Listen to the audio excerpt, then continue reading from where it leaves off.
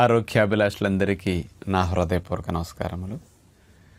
చాలామందికి ఆహార పదార్థాలు తిన్న తర్వాత 1 గంట 2 గంటల తర్వాత అవన్నీ నోట్లోకి వెనక్కి వచ్చి పుల్లగా అనిపిస్తాయి. గ్యాస్ వచ్చినా కూడా పుల్లగా అట్లాంటి గ్యాసెస్తో బయటికి వచ్చి ఇబ్బంది పడుతూ ఉంటారు. ఆహారాలు పులవటం వల్ల ఇలాంటి అసౌకర్యాలు వారిలో ఎక్కువగా జరుగుతూ ఉంటాయి. ఈ పులిసే ప్రక్రియ ఎందుకు ఎక్కువ మందిలో జరుగుతుంటుంది? అలా ఆహారాలు పులవకుండా ఫ్రీగా స్పీడ్గా డైజెషన్ అయ్యి చక్కగా కిందకి బాగా హెల్దీగా వెళ్ళాలి అంటే మనం ఏం మార్చుకోవాలి అలవాట్లని కాస్త ఆలోచిద్దాం. మనము తిన్న ఆహార పదార్థాలని అరిగించడానికి పొట్టలో హైడ్రోక్లోరిక్ యాసిడ్, గ్యాస్ట్రిక్ జ్యూసెస్ ఇవి ఉత్పత్తి అవుతూ ఉంటాయి. మనం తినే ఆహారాలు వండుకునే విధానము కానీ, అందులో వేసిన ఉప్పు నూనెల పట్టి కానీ, వాటిని బాగా డీప్గా దేవామా నూనెలో వేసేసి లేకపోతే బాగా వేపేసామా, ఈ హీట్కి గురి చేసిన విధానాన్ని బట్టి కానీ డైజెషన్ అయ్యే సమయం ఆధారపడి ఉంటుంది.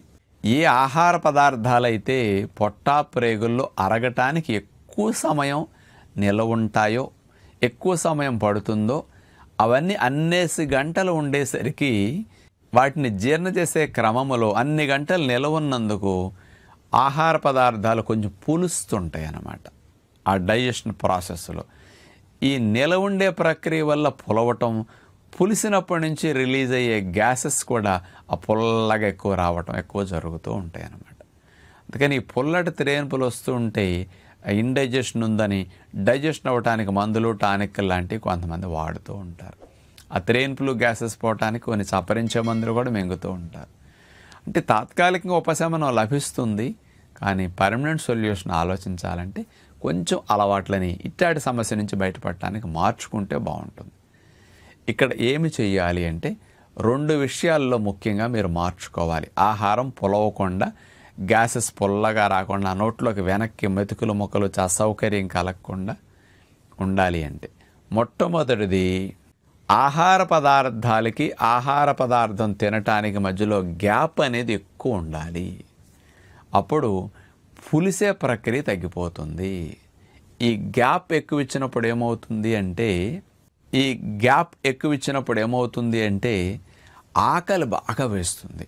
ఆకలి బాగా వేసినప్పుడు డైజెషన్ పవర్ అనేది బాగా పెరుగుతుంది.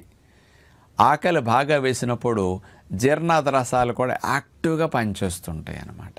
ప్రేగుల్లో కదలికలు, మూమెంట్లు కూడా చాలా యాక్టివ్గా ఉంటాయి. ఇప్పుడు మీరు చూడండి, ఫ్రెష్గా నిద్రపోయి లేచినప్పుడు ఉన్నంత బలముగా యాక్టివ్గా మరి మధ్యాహ్నం సాయంకాలం దాకా పనిచేసినప్పుడు ఉంటారా? అలసట. అట్లాగే పొట్టా ప్రేగులు కూడా గ్రైండింగ్ చేసి అలసిపోయినప్పుడు వాటికి గ్రైండింగ్ లేకుండా రెస్ట్ ఇచ్చినప్పుడు వాటి మూమెంట్ మళ్ళీ యాక్టివ్గా ఉంటుందన్నమాట. అందుకని ఎక్కువ మందికి పులవటానికి ఒక ప్రధాన కారణం ఏం తప్పు చేస్తుంటారంటే, ఉదయం ఒకసారి తింటే మళ్ళీ మధ్యాహ్నం ఆకలేసే వరకు ఆగకుండా ఈ మధ్యలో కూడా ఏదో ఒకటి తింటూ ఉంటారు. ఇలా ఆహార పదార్థాలు అరగకుండానే సరిగా అరగనప్పుడే మందులో మళ్ళీ కొత్తగా ఆహార పదార్థాలు వేసేసామనుకోండి, ఇట్లా ఆహార పదార్థాలు కాంబినేషన్ సగం అరిగిన ఆహారాలు కొత్తగా అరగాల్సినవి కలిసిపోతాయి. అందుకని డైజెషన్ ప్రాసెస్కి ఇది చాలా అసౌకర్యాన్ని కలిగిస్తూ ఉంటుందన్నమాట. మరి ఇట్లాంటి ఆహార పదార్థాల వల్ల ఆహారాలు ఎక్కువసేపు నిలవ ఉండాలి, పులవటం, గ్యాసెస్ రావటం జరుగుతాయి అన్నమాట. అందుకని సింపుల్గా దీన్ని పోగొట్టుకోవడానికి పర్మనెంట్ సొల్యూషన్ మందులే ఉండవు. మీ అలవాట్లు మార్చుకుంటే సరిపోతుంది. మరి ఏం మార్చుకోవాలో తెలుసా? ఉదయం తింటే మధ్యాహ్నం మళ్ళీ 1 గంట 2 వరకు అసలు నోరు ఆడించకండి. మధ్యాహ్నం తింటే సాయంకాలం వరకే నోరు ఆడించకండి. రాత్రికి అస్సలు తినొద్దు. ఇట్లా 3 టైమ్స్ ఆహారం తినండి. 3 టైమ్స్ ఆహారం తినడానికి మీకు ఆకలి వేయకపోతే మీరు 2 టైమ్స్ మాత్రమే తినే ప్రయత్నం చేయండి. ఉదయం 10ంటికి తినేసారనుకోండి, 9 గంటలకు, మళ్ళీ సాయంకాలం 4-5 తినేసేయండి. ఇలా తిన్నప్పుడు మీ సమస్య అసలు 5-6 రోజులు, వారం రోజుల్లోనే తగ్గిపోతుంది. ఎంత సింపుల్గా మార్పు వస్తుందో. అందుకని దేవుడు ప్రసాదం పెట్టిన మధ్యలో ఆడించకండి. ఉదయం తిన్నారు, మధ్యాహ్నం తిన్నారు, సాయంకాలం, ఈ 3 సార్లు. ఇక మధ్య గ్యాప్స్లు ఎప్పుడు కూడా బిస్కెట్లు తినటం, టీ తాగటం, ఎవరో ఫ్రెండ్స్ బతిమాలారని వాళ్ళ కోసం నోట్లో ఎంత వేసుకోవటం, చుట్టాలు వచ్చారు మర్యాద కోసం వాళ్ళతో పాటు కలిపి తింటున్నారు. ఇవన్నీ మీకు ఆహారాలు సగం అరిగిన పొట్టలో ఉన్నాయి, మళ్ళీ మధ్యలో వేసేసారు. అందుకని ముందు అరిగిన ఆహారాలను అక్కడ ఆగిపోతాయి, వెనకాల ఆహారాలు కూడా అరిగే వరకు వీటిని కిందకు తోయటానికి మెకానిజం ఒప్పుకోదు. కాబట్టి ఇవన్నీ నిలవండి పులిసి రకరకాల గ్యాసెస్ని తయారు చేస్తూ ఉంటాయి. కాబట్టి మీరు ఆహారాన్ని ఉదయం, మధ్యాహ్నం, సాయంకాలం లేదా ఆకలి లేకపోతే 2 సార్లు అనే నియమం పెట్టుకోండి. పవర్ఫుల్ డైజెషన్ మీ సొంతం అవుతుంది. ఆకొన్న కూడు అమృతం అంటారు. ఆకలితో తీసుకున్న ఆహారం అమృతం అవుతుంది, ఆకలి లేకుండా తీసుకున్న ఆహారం విషం అవుతుంది. అందుకని ఈ ప్రిన్సిపల్ని ఒకటి పెట్టుకోండి.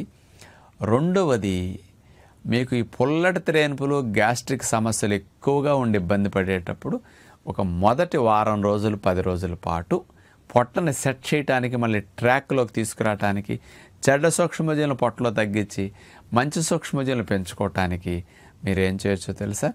ఉదయం పూట బ్రేక్ఫాస్ట్లో కాస్త బొప్పాయి, యాపిల్ పండు, కాస్త కర్బూజా పండు, అట్లా ఇంకేమైనా దానిమ్మ గింజలు, ఇట్లా రేక్కాయలు, ఇట్లాంటి ఫ్రూట్స్ తినండి. కొంచెం ఖర్జూర పళ్ళు, కిస్మిస్లు, అంజూరు ఇట్లాంటి ఫ్రూట్స్ తినండి ఉదయం పూట.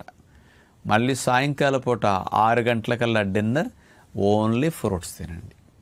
మీకు అనుకూలంగా ఉండే రకాల ఫ్రూట్స్ ఏవైనా పెట్టుకోండి. 3-4 రకాల ఫ్రూట్స్ కలుపుకుని డిన్నర్లో తినేసేసేయండి. అట్లా మార్నింగ్ ఫ్రూట్స్, ఈవినింగ్ ఫ్రూట్స్ తినండి. మధ్యాహ్నం పూట ఒక్కసారి 1-2 మధ్యలో భోజనం చేయండి. ఆ భోజనంలో కాస్త పాలిష్ పట్టకుండా ఉండే ధాన్యాల అన్నం కాగా వండుకొని రొట్టెలుగా కానీ పులకాగాలు చేసుకుని ఏదైనా మీ కన్వీనియంట్ బట్టి పెట్టుకోండి. కూరలు ఆయిల్ బాగా తగ్గించేసి, అసలు మానేస్తే మరీ మంచిది, నా వల్ల కాదంటే బాగా తగ్గించి చప్పగా వండుకోండి.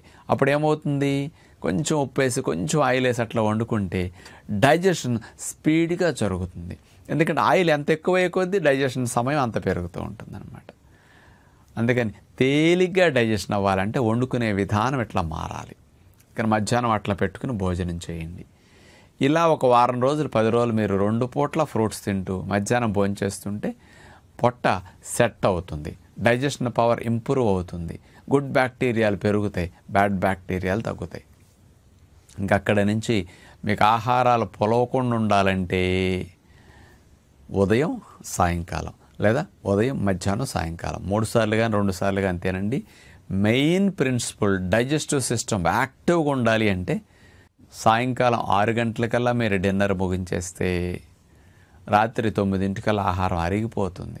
ఎప్పుడు డిన్నర్లో న్యాచురల్ ఫుడ్ తినండి. అంటే కొద్దిగా నట్స్ నానబెట్టినవి, స్వీట్ కార్న్ గింజలు, కాస్త డ్రై ఫ్రూట్స్, డ్రై నట్స్ నానబెట్టి ఇట్లాంటివి ఏమన్నా పెట్టుకుని ఫ్రూట్స్ తినేసేయండి. ఇలా న్యాచురల్ ఫుడ్ తింటే 9 అరిగిపోతుంది. రాత్రి 9 గంటల నుంచి రేపు ఉదయం మళ్ళీ మీరు బ్రేక్ఫాస్ట్ మొదలెట్టే వరకు పొట్ట రెస్ట్ తీసుకుంటే, ప్రేగులు రెస్ట్ తీసుకుంటే అవి మళ్ళీ తిరిగి బలాన్ని పంచుకుంటాయి.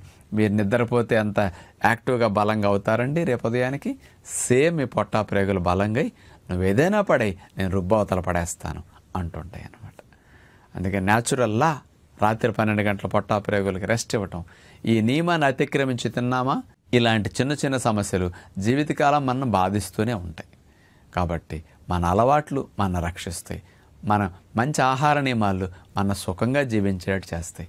బ్రతికినన్నాళ్ళు కాస్త ఆరోగ్యంగా, ఆనందంగా, సుఖంగా జీవించాలంటే మనం మార్చుకుందాం అలవాట్లని, మన పిల్లల్ని, కుటుంబీకులను కూడా మార్చుకుందాం అని విజ్ఞప్తి చేస్తూ నమస్కారం.